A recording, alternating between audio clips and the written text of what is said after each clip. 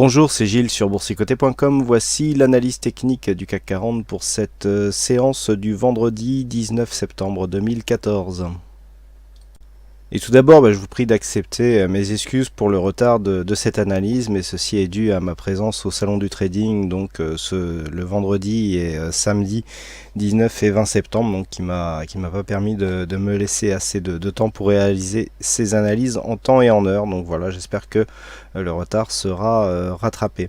Donc du point de vue de cette tendance, donc je vous rappelle que nous étions sur une tendance, sur une séance à 4 sorcières, donc une séance à échéance avec énormément de volatilité attendue et de volume. Donc on est venu ouvrir donc suite au non référendum de l'Écosse, on est venu ouvrir ici sur un gros gap, on est venu tester la zone de résistance que je vous avais fixée comme objectif. Alors j'attendais un contact plutôt ici sur les 4496,50, alors on n'a pas été jusque là, puisque l'ouverture ici s'étant effectuée à 4491,50 avec un plus haut 4492,39, l'objectif n'est pas pour l'instant atteint.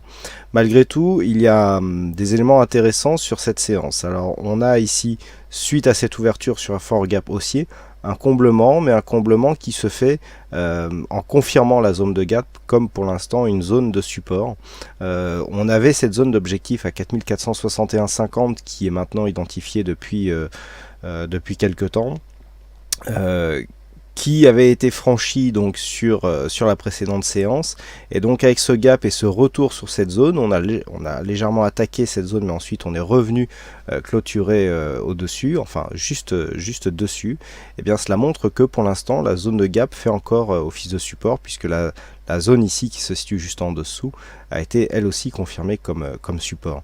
Donc pour l'instant on confirme la continuité haussière, puisque malgré tout nous avons une succession de bougies dont les plus hauts et les plus bas sont toujours dans une tendance haussière, c'est-à-dire que chaque plus haut et plus bas est plus haut que le précédent. Du point de vue des indicateurs, nous avons une configuration relativement stable, avec ici un RSI qui évolue maintenant à l'horizontale, le stochastique donc qui annule, ça on l'avait pressenti, le signal baissier qui avait été impulsé quelques jours auparavant, et le MACD qui confirme son retournement. On le voit ici, des petits histogrammes verts qui nous indiquent que la course ici du MACD est en train de repasser à la hausse. Au niveau des volumes, alors on ne retiendra pas les volumes ici en forte hausse sur une séance de baisse, puisque malgré tout, malgré l'ouverture haussière, même si le plus gros de la bougie ici se fait en phase haussière, on clôture en légère baisse. Alors le chiffre est vraiment très faible, puisqu'avec une clôture à 4461,22, on perd 0,08%, 3,5 points perdus par rapport au cours de jeudi, pardon. On a vraiment une baisse qui est symbolique, mais bon, on est quasiment neutre. Par contre, le fait ici d'avoir de forts volumes n'est pas dû au fait que nous avons eu ici une séance baissière, mais surtout dû au fait que nous étions donc sur une séance à échéance, et donc surtout les séances à 4 sorcières, c'est toujours attendu que nous avons une hausse des volumes. Donc ça vient de ça et non pas d'un éventuel retournement de tendance. Donc du point de vue des volumes, on l'a expliqué, la volatilité est relativement stable. Donc par rapport à cette configuration, et notamment c'est en ligne par rapport à ce que j'avais indiqué au salon du trading, à savoir qu'on avait ouvert le matin sur un point de marché. J'avais indiqué que suite à une ouverture ici sous une résistance majeure avec un fort gap haussier, il y avait une grosse probabilité qu'on revienne tester ici, que l'on revienne clôturer ce gap avant de confirmer. C'est effectivement ce qui a eu lieu. Maintenant il faut confirmer ce scénario par la zone ici est 4461, en veillant à ce qu'elle ne soit pas attaquée d'une manière trop forte.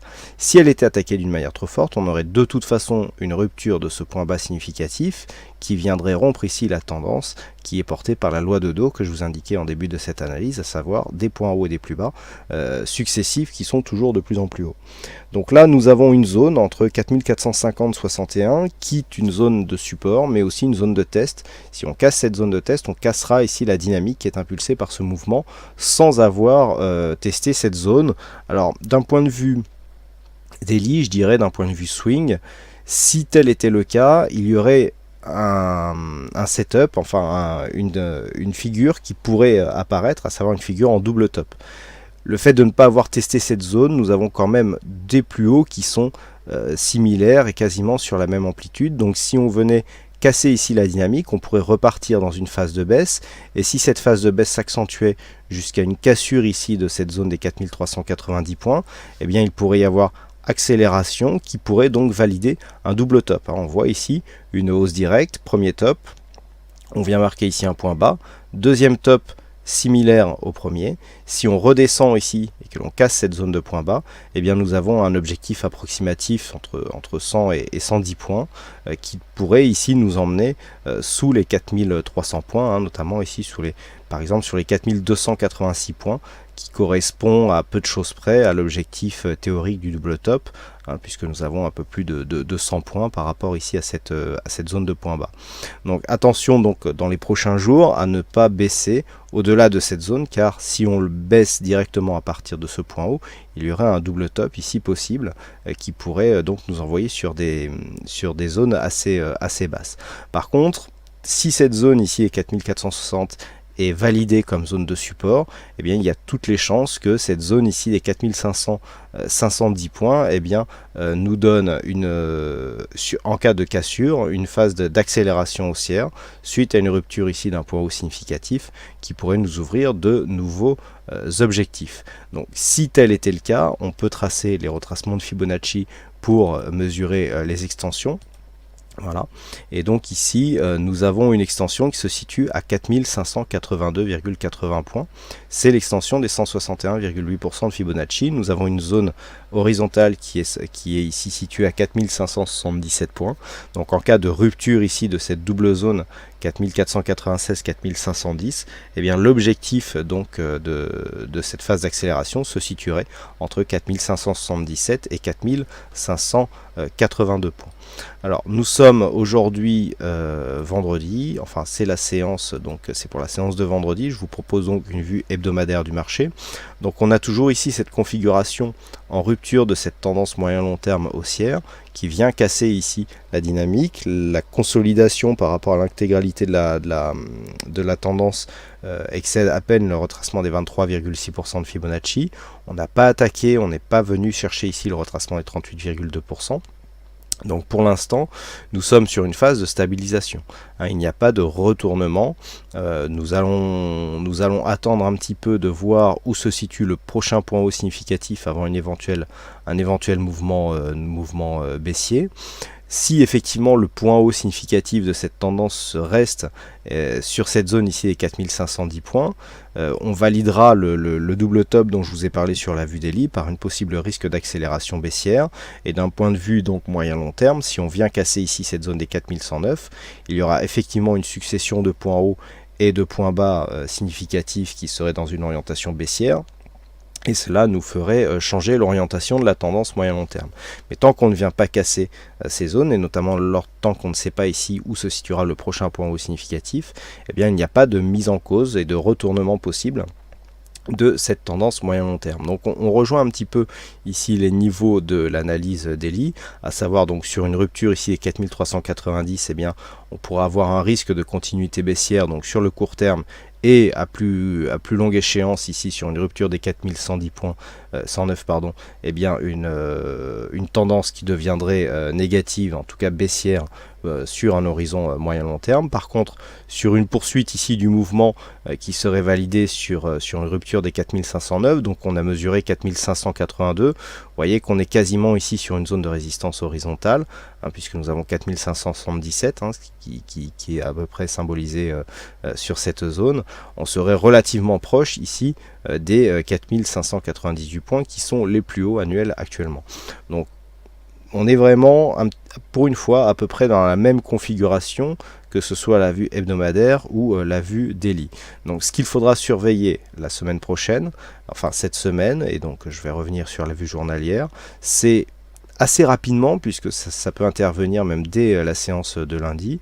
Soit on vient tester ici la zone des 496-4510 points, auquel cas on valide des nouvelles orientations haussières, soit on revient tester ici la zone des 4390 points, ça peut intervenir dans 2 ou 3 jours. En tout cas, tant que cette zone ici n'est pas cassée, il y a une possibilité de retournement de la tendance court terme sur une rupture baissière de cette zone des 4390 points qui se retrouverait donc sous l'influence ici d'un possible double top. Voilà donc ce que l'on peut dire sur cette analyse technique du CAC 40. Alors vendredi, donc il y avait un fixing sur cette session, c'est Bono hein, qui renoue avec la victoire donc sur le fixing.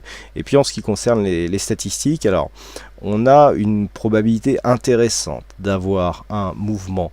Alors attendez que je retrouve ça. Oui, un mouvement haussier sur la prochaine séance, mais c'est une probabilité qui se fait avec assez peu d'occurrences. Donc je vais pousser les statistiques comme d'habitude pour avoir quelque chose de plus complet, mais a priori on serait sur 75% de probabilité haussière donc sur la prochaine bougie. On est sur une configuration relativement rare hein. Et par contre nous n'avons que 16 occurrences en 15 ans, donc une occurrence par an, c'est assez peu pour essayer de dégager une probabilité significative. Malgré tout, on voit que dans des configurations similaires, eh bien, la suite du mouvement a été plutôt orientée à la hausse. Voilà donc ce que l'on peut dire sur cette analyse technique du CAC 40. Il ne me reste plus qu'à vous souhaiter à toutes et à tous une bonne fin de week-end. Bonne chance dans vos prochains trades et on se retrouve donc dès lundi pour d'autres analyses techniques sur le site boursicoté.com. Bon dimanche à vous.